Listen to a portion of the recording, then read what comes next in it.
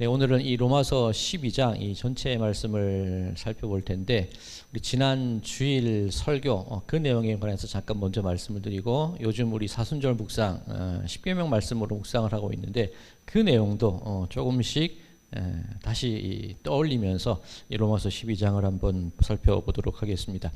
지난주 설교의 제목, 주일 설교의 제목, 가자 행복의 나라로, 그 제목이었습니다. 다른 의미가 아니라 하나님께서 계명을 주신 목적이 무엇이냐? 너희의 행복을 위하여 내가 계명을 주었다. 그 말씀을 하십니다. 그러면 그 우리의 행복이라는 것이 무엇일까? 뭐 이렇게 즐겁고 뭐 우리 삶 속에서 느껴지는 그런 소소한 일들, 우리가 찾아나가는 그런 기쁨들, 그게 행복일까? 이 지난 주일 설교 말씀의 신명기의 흐름이기도 합니다. 우리가 이 가데스 바네아에서 실망했죠. 도전하지도 못하고 실패합니다. 그 길을 갈 생각도 하지 못하고 있을 때 하나님이 먼저 그 길을 걸어가신다. 어디에 장막을 쳐야 될지, 어떤 행로로 가야 될지 하나님이 그렇게 우리를 그 땅까지 인도해 주셨습니다. 그 후에 우리가 얻게 되는 것이 땅에 대한 약속과 그 땅이 우리에게 주어지는 것, 그 후에 얻어지는 것이 열매라고 말씀을 드렸죠. 그 열매는 영생, 그리고 부활의 첫 열매가 되시는 그리스도로부터 시작되어서 우리에게까지 주어지는 영생, 그것이 하나님의 우리를 행복으로 이끄는 하나님 그 큰 흐름이다. 그런 말씀을 드렸습니다. 자, 그렇다면 행복이라는 것이 과연 무엇일까? 뭐 지난 주일 설교에도 곳곳에 드러나 있긴 했는데, 다시 정리해서 말씀드리면, 우선 영생이라는 것은 하나님과 나와 긴밀하게 엮여진 관계 속에서 살아가는 모든 시간이 영생입니다. 영원히 불로초 죽지 않는, 늙지 않는 것이 영생이 아니라 하나님과 더불어 살아가는 모든 시간이 영생. 그럼 행복이 무엇일까? 역시 내가 갈 바를 알지 못하고 주저앉아 있을 때 하나님이 먼저 가셔서 그 길을 닦아주시고 그 길로 이끄시고 그 끝에 우리 삶 가운데 열매를 맺게 해주시는 그 모든 하나님의 그 과정을, 하나님의 인도하심과 동행하심을 누리는 것, 살아가는 것, 그게 바로 행복이라는 거죠. 이것이 오늘 로마서 12장과 어떻게 연결될 수 있느냐면, 이 로마서 12장 처음에 이 로마서 전체의 구조가 1장부터 11장까지가 의, 믿음으로 말미암는 의, 그리고 로마서 12장 이후부터가 그 의로 말미암는 거룩한 삶의 모습들, 이것이 로마서 12장 이후의 말씀입니다. 로마서 12장 1절이 이렇게 시작이 됩니다. 너희 몸을 하나님이 기뻐하시는 거룩한 산 제물로 드리라. 이는 너희가 드릴 영적 예배니라. 우리 몸을 드려야 되는데, 이때 사용된 몸이라는 단어는 사락스, 이 육신, 이 겉으로 있는 이 육의 모습이 아니라 소마, 내 의도와 생각과 가치관과 그 모든 것이 합하여진 그 몸이라고 말씀을 드렸습니다. 그 몸을 산제물로 드리래요. 그렇게 산제물로 드려진 분이 바로 예수님이시거든요. 그럼 우리도 예수님께서 살아가신 그 모습 그대로 그렇게 살아가자. 그것이 우리가 드릴 영적 예배다. 그 말씀을 하십니다. 자, 그런데 로마서 12장이 그렇게 시작되고 있는데, 로마서 11장은 어떻게 끝나는지 한번 다시 돌아보고 싶어요. 이 로마서 11장까지, 물론 예전에는 장절이 나누어져 있지 않았겠지만 로마서 11장까지 내용은 주로 교리적인 부분입니다.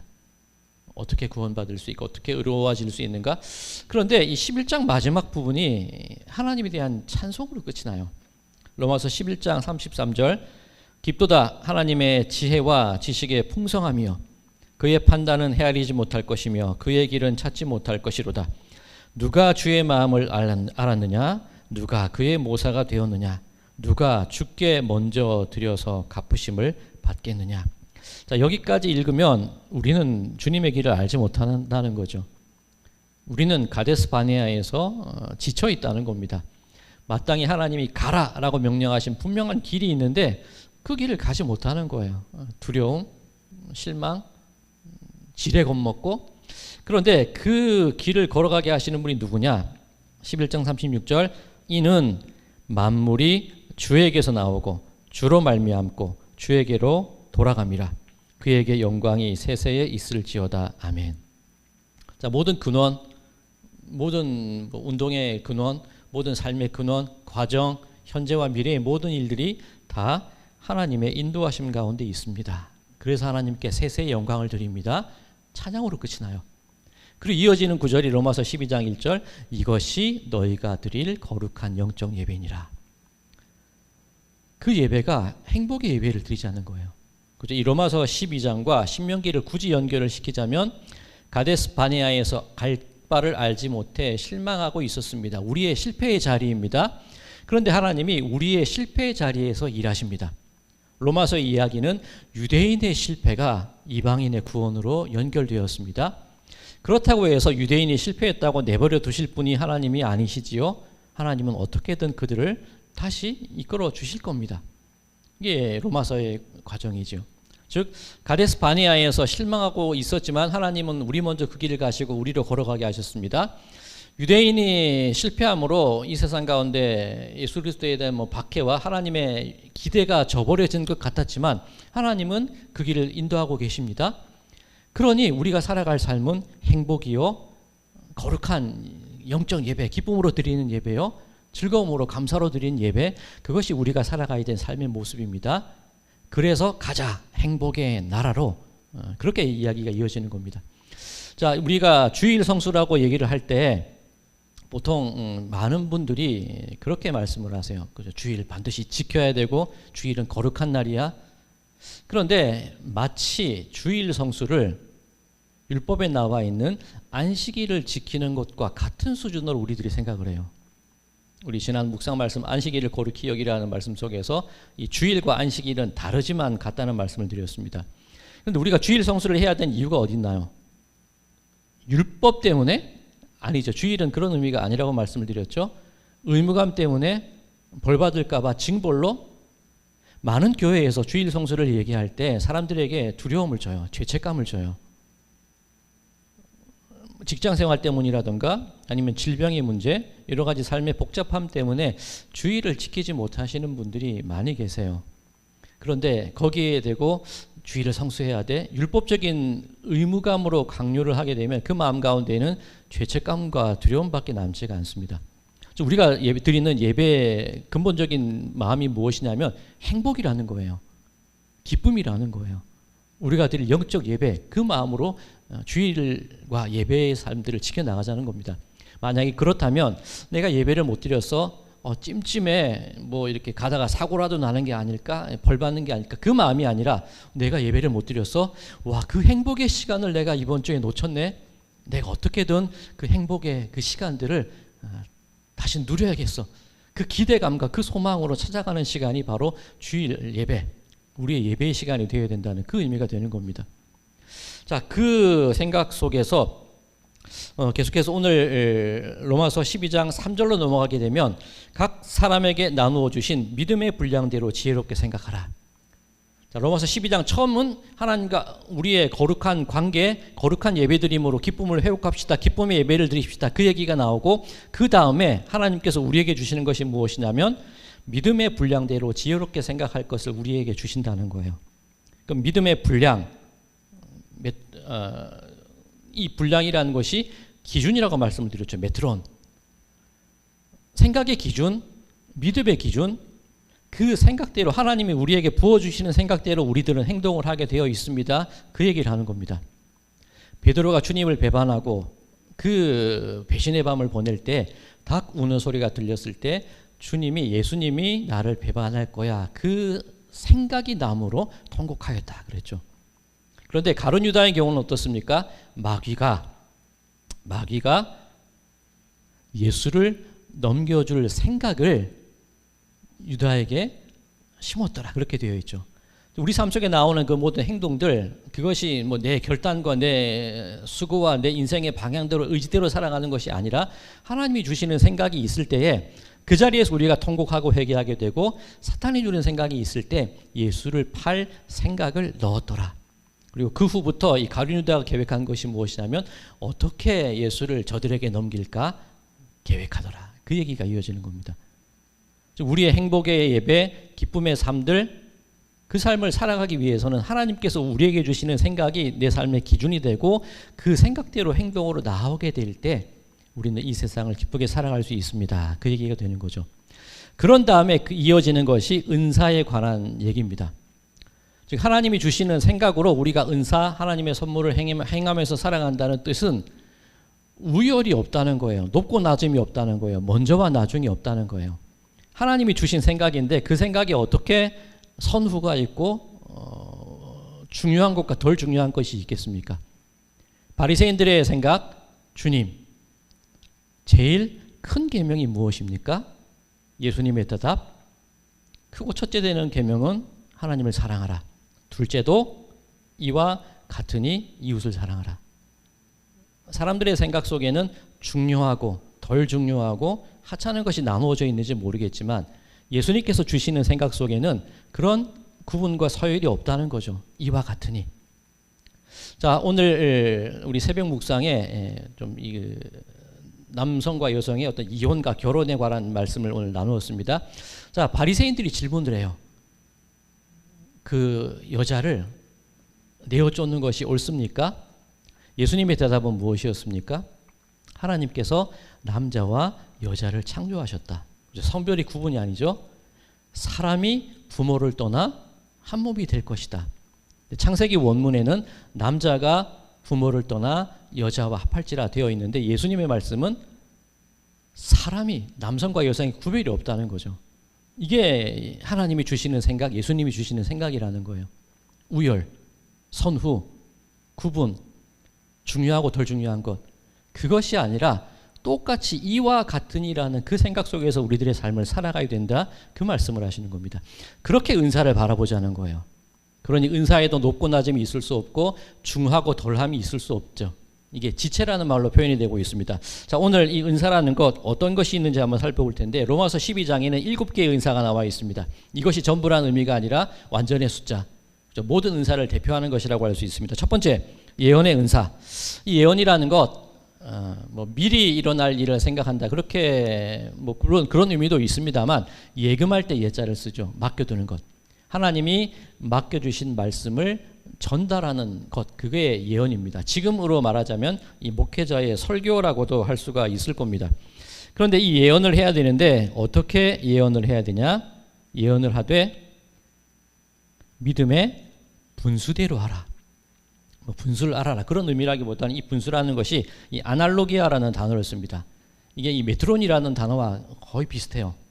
기준, 표준, 척도. 즉 하나님의 예언, 말씀을 전하되 믿음의 기준을 가지고 전하는 거예요. 달리 말하면 하나님이 주시는 생각과 믿음의 기준 속에서 그 말을 전하라는 거죠. 내 뜻과 내 생각과 내 주장이 아니라 철저하게 하나님 주시는 생각. 때로는 예수님의 말씀이 생각나므로 통곡하였더라. 그 자복하고 애통한 마음으로 말씀을 전할 때도 있고, 때로는 네 계명을 너희에게 준 것은 너희의 행복을 위함이라.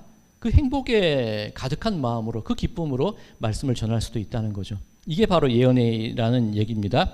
두 번째, 섬기는 일, 이 디아코니아, 디콘, 집사, 이 식탁에서의 봉사를 의미하는 겁니다. 우리 교회에서 집사라는 직분도 있지만 직분의 높고 낮음이 어디 있겠습니까? 그죠? 자기가 감당하는 어떤 사역이라든가 오늘 본문의 말씀대로라면 기능의 다양함으로 그렇게 직분들이 주어지는 거죠. 마치 식당에서 식사를 봉사하듯이 그렇게 섬기는 일을 해야 된다. 이것이 은사의 한 모습입니다. 세 번째, 가르치는 일, 디다스코, 교육.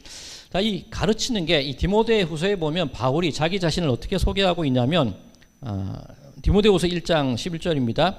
내가 이 복음을 위하여 선포자와 사도와 교사로 세우심을 입었노라. 이 선포자의 경우는 예언자겠죠. 설교자, 사도, 보내심을 받은 자, 그리고 교사로 세움을 받았대요. 가르치는 자. 그런데 이 디모데서에서 나오는 교사라는 것이 무엇이냐면 바울이 디모데를 가르쳐요. 그리고 디모데로 하여금 또한 감독들을 세우게 하고 교회를 다스리게 하는 겁니다. 이 가르침 속에 중요한 것이 있는데 디모데전서 1장 5절, 이 교훈의 목적은 청결한 마음과 선한 양심과 거짓이 없는 믿음에서 나오는 사랑이거늘. 교회에서 누군가를 가르칠 때에 그 가르침의 기준이 되는 것이 청결한 마음, 선한 양심, 거짓 없는 믿음인데 그 모든 것으로부터 나오는 사랑이 가르침의 가장 근본이 되어야 됩니다. 그 얘기입니다. 자, 이 사랑이라는 단어 잠깐 기억해 두시고요. 자, 네 번째, 위로. 위로라는 은사. 예전에 어떤 방송국 이 CM송이 생각이 납니다. 만나면 좋은 친구, 그죠? 그 사람만 만나면 기다려져요. 그 사람만 만나면 기대가 돼요. 즉 내가 힘들고 아플 때 떠오르는 사람이 있습니다. 누군가의 얼굴을 떠올릴 때 막 지긋지긋해 그 얼굴이 떠오를 때도 있고, 누군가는 기댈만 하고 생각이 나고, 그 사람이 그 위로의 은사를 가지고 있는 거예요. 만약에 우리 성도님들 힘겨울 때 누군가의 얼굴이 떠오르신다, 그분이 그 은사의 일들을 잘 감당하고 계시는 겁니다. 이 위로라는 것이 그런 뜻을 가지고 있습니다.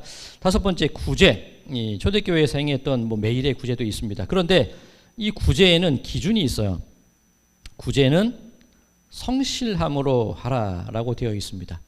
열심히 구제하라, 그런 뜻인 것 같은데, 이 성실하다는 단어가 순수하다, 계산하지 않는다, 그런 의미입니다. 구제라는 것을 어떻게 해야 되냐? 오른손이 한 일을 왼손이 모르게 하라. 어떤 뜻이라고 했죠? 곰방대를 들고 가다가 걸어갈 때 있네 없네, 구제를 했거든 잊어버리라는 거죠. 그 구제의 결과가 어떤지 우리가 선교를 하게 되면 선교 보고를 받고 싶어 해요. 그죠? 우리가 이만큼 헌금을 냈는데 그 교회는 부흥이 됐을까? 그런 것들을 따지고 계산하기 원하는 게 우리의 마음인데, 구제를 성실함으로 하라는 얘기는 그런 거 계산하지 말라는 얘기예요. 구제가 필요하거든. 오죽 필요하면, 그런 어려운 상황이 있으면 그럴까? 그냥 줄 거예요. 드리는 거예요. 그것으로 끝인 거예요. 괜히 그것으로 기대하고 결과를 바라는 것, 그 마음은 아닌 것 같아요. 이게 구제의 은사라는 겁니다. 그렇게 계산하지 않는 베풀어줌과 나눔. 여섯 번째, 다스리는 것. 그런데 이 다스리는 것도 이 조건이 하나 붙어 있습니다. 부지런함으로 다스리라. 이 리더십에 관한 문제일 수도 있는데, 그런 얘기 들어보셨습니까? 어떤 지도자가 좋은 지도자일까? 똑똑한데 게으른 지도자, 멍청한데 부지런한 지도자. 어떤 지도자가 좋은 지도자일까요? 똑똑하고 그죠. 보통 이 멍청한데 부지런하면 그죠, 괜히 쓸데없는 일만 벌여요. 같이 일하는 사람이 힘들어요. 그런데 게으른데 똑똑해요. 꼭 해야 할 일을 그죠, 알맞게 잘 시키는 사람. 그래서 제가 자꾸 게을러지고 싶어집니다. 자, 그런데 여기서 부지런함으로 다스리라라는 것이 세상에 말하는 그런 의미일까요? 좀 게으른데 부지런하고 열심이고, 그런 의미는 아닙니다. 이 의미가 있는 것을 보면 균형이 있어야 된다는 겁니다. 나설 때와 물러설 때를 아는 리더십이 필요하다는 겁니다. 자, 우리 선배님도 계신데, 이 퇴수회라는 것 저희가 다녔습니다. 저희 학교의 오랜 전통인데, 그 퇴수회가 이제 학교 수업을 하다가 일종의 전교생 MT 같은 거예요. 그런데 퇴수회가 뭐냐면 물러날 퇴자와 닦을 숫자를 쓴다는 겁니다. 그래서 우리의 삶 속에서 이 학업을 닦고 열심을 내고 삶을 살아가는데, 그곳에서 한 걸음 물러나서 나를 닦을 수 있는 마음이 바로 퇴수회라는 거예요. 리더십을 가지되 다스리되 부지런함으로 다스려라. 그냥 막 덮어놓고 열심히 해라, 그 뜻이 아니라 나아갈 때와 물러설 때를 알고 균형을 찾을 줄 알고 그런 리더십을 갖추고 있는, 그것이 바로 은사가 된다, 그런 얘기가 되는 겁니다. 자, 일곱 번째, 긍휼을 베푸는 자. 이 아픈 마음이죠. 이 공감이라는 단어를 많이 쓰는데, 공감이라는 것이 누군가 힘겨운 상황을 보면 아이고 안 됐네, 그 마음을 품는 게 공감이라고 생각하시는데 아니에요. 아픈 사람을 보면 나도 똑같이 아픈 게 공감이에요. 긍휼의 마음이라는 것이 그렇다는 거죠. 아유 힘들겠네, 안 됐네, 그 마음이 아니라 그 속에서 들어가서 나도 같이 아프고 나도 그것 때문에 어쩔 줄 몰라 하는 그 마음, 이것이 바로 긍휼을 베푸는 자라는 의미가 되는 겁니다. 자, 그러면 7개의 은사가 소개되어 있는데, 앞서 기억해둘 단어 하나 말씀을 드린 거 있죠? 사랑이라는 단어를 기억해두라고 말씀을 드렸는데, 자, 7가지 은사를 얘기한 이후에 오늘 로마서 12장 9절이 이렇게 시작이 됩니다. 사랑에는 거짓이 없나니 악을 미워하고 선에 속하라. 그 이후 이어지는 말들, 형제 사랑하고 우애하고 존경하고 부지런하고 게으르지 말고 열심을 품고 소망 중에 즐거워하고 그 이야기가 쭉 나오는데 이 모든 것이 어디에서부터 비롯된다는 겁니까? 사랑이라는 것으로부터 비롯되어야 된다는 얘기가 되겠죠. 자, 고린도전서 12장이 보통 고린도 12장이 은사장이고 고린도 13장이 사랑장이라고 얘기되어집니다. 자, 우리는 그렇게 나눠요. 그죠? 나누는 걸 좋아하는데 성경은 원래 하나죠. 고린도전서 12장 이 은사는 여러 가지나 성령은 같고, 그죠? 너희 몸은 하나이나 지체는 다양하고, 그 얘기가 이 고린도전서 12장의 얘기입니다. 그런데 이 고린도전서 12장이 어떻게 끝이 나냐면 31절입니다. 너희는 더욱 큰 은사를 사모하라. 내가 또한 가장 좋은 길을 너희에게 보이리라. 그 이후에 13장이 시작되는데 우리는 은사, 사랑 나누어서 구분짓는 걸 좋아하는데 이 12장과 13장을 제가 이어서 읽어볼게요. 너희는 더욱 큰 은사를 사모하라. 내가 또한 가장 좋은 길을 너희에게 보이리라. 내가 사람의 방언과 천사의 말을 할지라도 사랑이 없으면 소리나는 구리와 울리는 꽹과리가 되고, 내가 예언하는 능력이 있어 모든 비밀과 모든 지식을 알고 산을 옮길 만한 믿음이 있을지라도 사랑이 없으면 내가 아무것도 아니요. 내가 내게 있는 모든 것으로 구제하고 또 내 몸을 불사르게 내줄지라도 사랑이 없으면 아무 유익이 없느니라. 오늘 로마서 12장의 얘기와 맥락이 같아요. 그 다양한 은사의 모습들이 있고 누군가 얼굴이 떠오르고 나갈 때와 물러날 때를 알고 도움을 주되 그것을 계산하지 않고 그 모든 것을 갖춘다 할지라도 사랑이 없으면 무슨 소용이냐는 거예요. 자, 그러면 이런 이해 속에서 지금까지 로마서 흐름을 한번 정리해 볼게요. 하나님의 믿음으로 말미암은 의가 있습니다. 그런데 그 우리가 어떻게 해야 되느냐? 그 의로움을 받은 우리들은 하나님께 산 제물, 이 우리 몸으로 거룩한 산 예배를 드리고 그렇게 행복의 길로 나아가야 됩니다. 그러면 하나님께서 우리에게 생각과 믿음의 기준을 주실 텐데 그 생각과 믿음의 기준에는 높낮음이 없고 우선과 나중이 없습니다. 그 기준으로 살아가는 것이 바로 은사입니다. 그 은사를 가지고 교회 내에서 여러 가지 모습으로 각자의 일을 행하십시오. 그런데 그 일을 행할 때에 가장 중요한 마음이 있는데 그 마음이 사랑의 마음으로부터 그 일을 해야 됩니다. 정리가 되죠? 자, 이 이해 속에서 오늘 로마서 12장 14절을 한번 넘어가 볼까요? 너희를 박해하는 자를 축복하라. 15절 우는 자들과 울라. 낮은 데 처하며 스스로 지혜 있는 체 하지 말라. 악으로 악을 갚지 말라. 모든 사람과 화목하라. 원수를 갚지 마라. 원수가 줄이거든 먹이고 목마르거든 마시게 하라. 선으로 악을 이기라. 이 일을 하실 수 있으십니까? 이게 왜 가능해지냐면 하나님이 생각의 기준을 주셨습니다. 그 생각의 기준에는 중요함과 덜 중요함이 없습니다. 그렇게 우리에게 나타나는 것이 은사입니다. 그런데 그 은사는 사랑으로 행해야 됩니다. 그러니 그 사랑의 마음으로 원수도 사랑하고 원수가 배고프거든 먹이고 그렇게 이어지게 되는 겁니다. 그러면 우리가 신앙생활을 할 때 주일 성수를 할 때는 예배를 드릴 때 율법과 같은 의무감으로 두려움으로 죄책감으로 그 일을 감당하다 보면 이 사랑의 일까지 나아갈 수가 없다는 거예요. 즉 우리에게 주께서 내 머리에 기름을 부으셨으니 내 잔이 넘치나이다. 하나님이 부어주시는 생각의 기준에 의해서 내가 행복해야 돼요. 내 속에 사랑이 가득해야 돼요. 그래서 억지로가 아니라 내 잔이 가득 차서 계속해서 기름이 부어질 때 그냥 흘러넘치는 그 마음이 있을 때에라야 이 14절 이후의 말씀이 우리에게 가능해지는 거예요. 박해하는 자를 축복하게 되고 우는 자와 같이 울 수 있게 되고 모든 사람과 화목할 수 있게 되는 것, 이것이 행복과 사랑이라는 그 하나님의 생각의 기준이 우리에게 주어졌을 때에 그때야 비로소 드러날 수 있는 우리 신앙의 모습들이어야 된다는 겁니다. 자, 그렇다면 지난 주일 설교와 연관지어서 가자 행복의 나라로. 그런데 그 나라로 어떻게 갈 수 있습니까? 내 잔에서 넘쳐나는 사랑이 있을 때에, 그 생각의 기준으로 행하고 살아갈 때에, 그때 우리는 이런 일들까지 감당할 수가 있습니다. 그렇게 정리가 되겠죠. 사랑하는 성도 여러분들, 신앙생활 행복하게 하시기 바랍니다. 예배가 즐거우시기 바랍니다.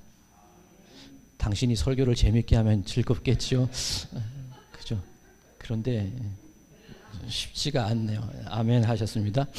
네, 그 행복이라는 거예요. 이 시간이 소중하고, 이 시간이 기대되고, 이 시간이 즐겁고, 이 시간이 벅차오르고, 그게 우리의 모습이 될 때에 우리는 그리스도인들의 모습으로 세상에서 살아가게 될 줄로 믿습니다. 가자 행복의 나라로. 그런데 사랑을 통과하여 갑시다. 자, 그 모습으로 우리 행복하게 신앙생활해 가시는 우리 모든 분들이 되시기를, 그를 통하여서 내가 감당하기 힘들 것 같은 일도 넉넉히 감당하고도 남으시는 우리 모든 분들의 삶이 되시기를 주님의 이름으로 간절히 축원드립니다.